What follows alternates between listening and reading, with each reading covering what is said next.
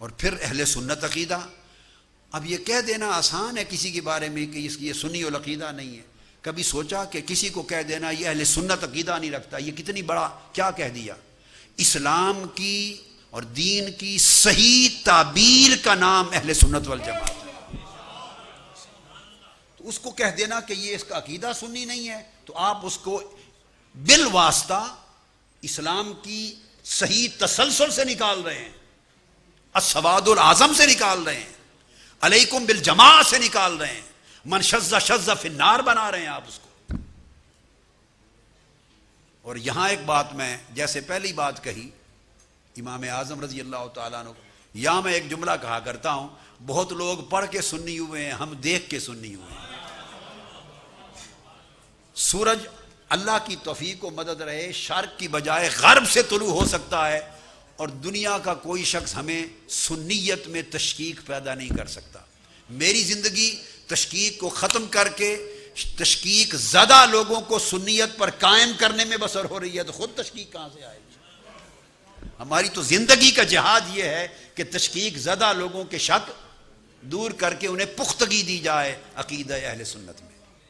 تو جو غوث الاعظم کا سگ ہو وہ اس کی سنیت مشکوک کیسے ہو سکتی ہے؟ رضی اللہ تعالیٰ عنہ، جس کو فیض اس خیرات اس بارگاہ سے رات دن ملتا ہو، رات دن ملتا ہو، جاگتے سوتے ہر حال میں ملتا ہو، اس نے سنیت کو چھوڑنا ہے؟ بے ایمان ہونا ہے.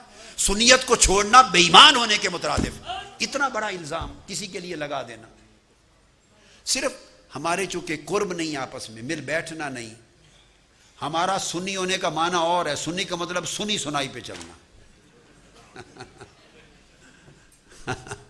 تو میں یہ چیزیں اپنے لیے نہیں عرض کر رہا ہوں، میں ایک اصول عرض کر رہا ہوں کہ اکٹھے ہونے اور یکجا ہونے کے اصول کیا ہو سکتے ہیں، طریقے. اس لیے عرض کیا کہ اصول پر اختلاف نہ ہو اور قطعیات پر نہ ہو، باقی چیز چھوڑ دیں. اگر ہر جمعہ کے بعد کوئی کسی مسجد میں یا کوئی کھڑے ہو کے صلاۃ و سلام اعلیٰ حضرت کا نہیں پڑھتا، مصطفیٰ جان رحمت پہ لاکھ و سلام اگر کوئی ہر جمعہ کے بعد نہیں پڑھتا، سال کے بعد ربیع الاول کے مہینوں میں محافل میلاد میں پڑھ لیتا ہے، عقیدہ رکھتا ہے، اس کی سنیت پہ کیوں شک کیا جائے؟ کیا ہر جمعہ کے بعد کھڑے ہو کر مصطفیٰ جان رحمت پہ لاکھوں سلام پڑھنا یہی پڑھنا واجب ہے، یا صلو علیہ تسلیمہ سلموا تسلیمہ واجب ہے؟ اس کا عقیدہ ہے کہ کھڑے ہو کے پڑھنا. اب یہ بات بھی میں اپنے لیے نہیں کہہ رہا، میں تو پڑھتا ہوں. ہم تو گھر میں بھی، میں اپنے گھر کی نجی محافل کا اختتام بھی اعلیٰ حضرت کے سلام پر کرتے ہیں. تو اعلیٰ حضرت کا سلام مصطفیٰ جان رحمت پہ لاکھوں سلام پر میری محفل میلاد کا اختتام نہ ہو تو مجھے لذت ہی نہیں آتی. میں اپنے لیے نہیں کہہ رہا، میں آپ کو ایک اصول عرض کر رہا ہوں. ہم تو پڑھتے ہیں، وہ ساری کیسٹیں سارے جان کی بھری پڑی. ہم نے تو مولانا عبد الرحمن اشرفی صاحب سے بھی پڑھا دیا، جو شیخ الحدیث ہیں جامعہ اشرفیہ کے، اپنے ساتھ کھڑا کر کے اعلیٰ حضرت کا سلام پڑھایا، ان سے پڑھا. انہوں نے انکار نہیں کیا، انہوں نے کہا ہاں میں پڑھتا ہوں. اور علماء ان کے خلاف بڑے سخت ناراض ہوئے، لیکن انہوں نے خاموشی رکھی. ہر ساری کائنات نہیں دیکھتی، لائیو پروگرام آتا ہے میلاد النبی کی رات جس میں 10 لاکھ کے قریب لوگ کم و بیش ہوتے ہیں، تو ساری رات اختتام حضور کے میلاد پر ہوتا ہے. میں تو عقیدہ میں اور میلاد میں حضور کے سنیت میں وہاں تک جاتا ہوں جہاں بڑے بڑے پکے سنی بھی جس موضوع پر بات کرنے سے گھبراتے ہیں. میں تو وہ باتیں بھی کرتا ہوں، ابھی بھی سنیت کمزور رہے گی. مقصد یہ باتیں اپنے لیے نہیں عرض کر رہا، اپنے لیے عرض نہیں کر رہا، میں یہ اصول عرض کر رہا ہوں مسلک کو یکجا رکھنے مضبوط کرنے کے لیے، اور وہ چیزیں جو مسلک کو کمزور کرتی ہیں ان سے بچنے کے لیے عرض کر رہا ہوں، سب کے لیے. تو وہ یہ کہ بعض چیزیں ہماری علاقائی ہیں. ہم اعلیٰ حضرت کا سلام پڑھ، اب پورے عالم عرب میں چلے جائیں، یہ سب سنی اپنے امام بیٹھے ہیں، محدث ہیں، فقہاء بیٹھے ہیں، ان کو اعلیٰ حضرت کا نام ہی معلوم نہیں، مصطفیٰ جان یہ زبان ہی نہیں جانتے. ان سے پوچھیں آپ کیا پڑھ، یہ مولود برزنجی پڑھتے ہیں. اور آپ اور ہم میں تو خیر چلو پڑھتا ہوں، مگر ہمارے پاکستان انڈیا کے لوگوں نے مولود برزنجی کا نام ہی نہیں سنا. اب مولود برزنجی پڑھنے والے اعلیٰ حضرت کا سلام پڑھیں تو سمجھیں یہ کون سا فرقہ آ گیا ہے، اور اعلیٰ حضرت کا سلام پڑھنے، جس طرح یہ تعجب کی بات ہوگی، اس طرح اعلیٰ حضرت کا سلام پڑھنے والے جب دیکھیں گے کہ یہ تو کھڑے ہو کے سلام نہیں پڑھتے، بیٹھ کے مولود برزنجی پڑھتے ہیں، تو یہ کہاں کے سنی آ گئے، ان کو تعجب ہوگا۔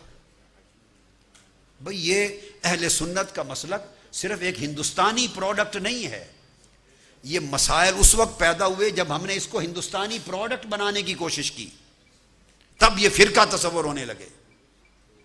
فرقہ ہم نہیں تھے، ہم سمندر ہیں۔ سنیت ہند میں بھی ہے، بغداد میں تو پوری دنیا میں ٹریول کیا ہے، میں آپ کو ایمانداری سے بات بتاتا ہوں، جو لوگ ورلڈ وائڈ ٹریول کرتے ہیں، میں نے تو سفر کیا ہے، میری دانست میں عالم عرب کے اندر 90% پوری دنیا، سعودی عرب اور گلف کے حصے کو چھوڑ کر، آپ کے اور ہمارے عقیدے کے مطابق اہل سنت ہے، 90%۔ اب ہم نے یہ معیار بنا لیا ہے کہ ہم عربوں کی مسجدوں ہم جاتے ہی نہیں۔ یہ لندن میں آپ کے سامنے ہے، وہ کیا نام ہے جو ریجنٹ پارک، آپ خود فرمائیے ہے کوئی ہم میں سے جو ان کو بھی سنی سمجھے؟ ایک بالکل اجماع ہے نا اس بات پر کہ وہابی ہے، اجماع ہے نا۔ لو میں آپ کو ذاتی واقعہ بتاتا ہوں، 92 93 94 کی بات ہے، میں نے منہاج القرآن والوں کو کہا میلاد کانفرنس کرنی ہے، میں نے کہا ریجنٹ پارک مسجد میں کریں۔ انہوں نے مجھے کہا منہاج القرآن لندن والوں نے کہ جی وہ ریجنٹ پارک والے تو وہابی ہیں، وہ کیسے کرنے دیں گے؟ میں نے کہا یہی پرابلم ہے آپ کا، ہم چونکہ پاکستانی لوگ ہیں، عربی نہیں آتی، عربوں سے ہمارا واسطہ نہیں ہوتا، اور دوسرے وہ شافعی ہیں، انہوں نے آمین بالجہر کہنی اور رفع یدین کرنا ہے۔ ہمارے لیے کسی کو وہابی بنانے کے لیے یہ دو علامتیں ہی کافی ہیں، اونچا آمین کہا اور رفع یدین کہا، بس وہ اب اس سے بڑا ثبوت ہی کوئی نہیں وہابی ہونے کا۔ اللہ کے بندو، یہ تو بھائی شوافے کا طریقہ، حنابلہ مالکیہ سارے یہ کرتے ہیں، صرف حنفی نہیں کرتے، تو کیا سب شوافے وہابی ہو گئے؟ یہ علامہ الشیخ سید عبد الرحمن الحمامی، سنی نعت ان کی، یہ شافعی المذہب ہے، کل عالم عرب میں شوافے ہیں، سنی ہیں، کٹڑ سنی ہیں، سکے بند سنی ہیں، مگر یہ ہمارے ہندوستان پاکستان کے طور طریقوں کو انہوں نے، ان کے ہاں مسلک کے جو میلاد اور مسلک کے منانے کے اپنے طریقے ہیں، رواج ہیں، ثقافتیں ہیں، ہمارے یہاں اپنے ہیں۔ یہ علاقائی اور ثقافتی اختلافات کو ہم نے مسلک بنا لیا ہے، جس کی وجہ سے مسلک فرقہ بن گیا ہے، اور جو فرقے تھے وہ سواد اعظم کا دعویٰ کرنے لگے۔ حنابلہ سنی، حضور غوث العظم رضی اللہ تعالیٰ عنہ حنبلی ہیں، مالکی یا قاضی ایاز جیسا عاشق رسول مالکی سب سنی ہیں، تو یہ سب رفع یدین کرتے تھے اور آمین بالجہر کہتے تھے۔ تو سمجھنا چاہیے کہ وہ عرب ہیں، یہ ان کا فقہی طریقہ ہے، ان کا مذہب شافعی ہے یا حنبلی ہے یا مالکی ہے، بس۔ اب متاخرین مالکیہ ارسال الیدین کرتے ہیں، ہاتھ چھوڑ پہ نماز پڑھتے ہیں۔ اب ان کو کوئی شیعہ کہہ دے ہاتھ چھوڑ کے جو ہاتھ چھوڑے وہ شیعہ ہو جائے گا؟ نہیں بھائی، متاخرین مالکیہ پڑھنے لگ گئے۔ شیخ محمد بن علوی المالکی ہمارے احباب میں سے تھے، ہم نے کئی بار نماز عشاء پڑھی، وہ آدھا قیام ہاتھ باندھے رکھتے تھے، آدھے میں ہاتھ چھوڑ دیتے تھے۔ آدھا قیام متقدمین مالکیہ پہ کرتے، آدھا متاخرین پہ کرتے، مگر تھم تھے وہ سعودی عرب میں اہل سنت والجماعت کے، ببانگ دول میلاد کراتے تھے۔ تو ہمیں کچھ اصول وضع کر لینے چاہیے بس۔